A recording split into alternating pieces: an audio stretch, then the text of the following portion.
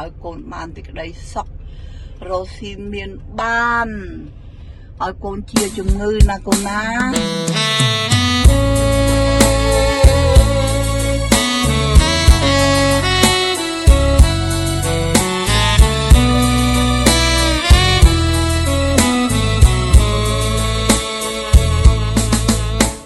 វេលាមកដល់ហើយបងប្អូនកូនចៅជួបជុំលើផាត់ប្រណំសូមអស់ទេវតាជួយម៉ែខ្ញុំគុំទៅណាចោលកូនឯកានៅក្អំព្រីសំឡឹងមុខម៉ែ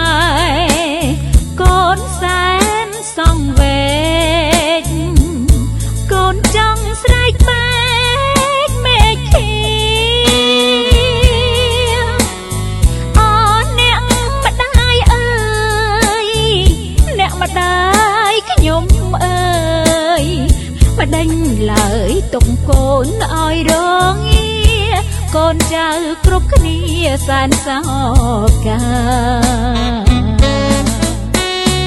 មានម៉ែជាម្លប់ម៉ែទុំគ្រប់រឿងបញ្ហាម៉ែនៅឯណាកូននឹកណាងម៉ែបាត់ដំណឹងកូនលែងបាននៅក្បែរមើលថែអ្នកម៉ែខ្ញុំហើយថ្ងៃ3ឧសភា2025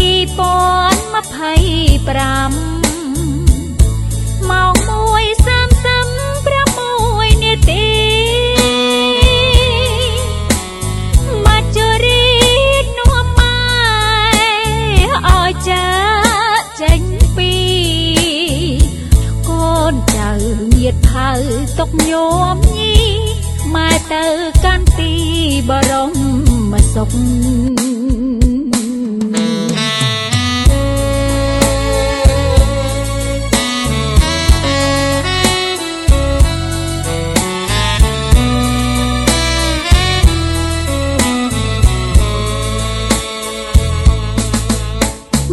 ទៅបានសុខហើយព្រះគុណខ្ញុំអើយជួយផងកូនមានបំណងសងគុណម៉ែបុណ្យកុសលកូនធ្វើសូមជូនម៉ែទេវតាតាមថែឲ្យម៉ែខ្ពង់ខ្ពស់កូនសូមខមាទោសបាកូនលឹងលួងសំដីកូនទួងទៅធំក្ដីសមម៉ែអំភ័យសណ្ដងប្រណីកូនទិញផ្សងបាមានចិត្តថ្មីជាបុត្រាបុត្រីម៉ែគ្រប់ជា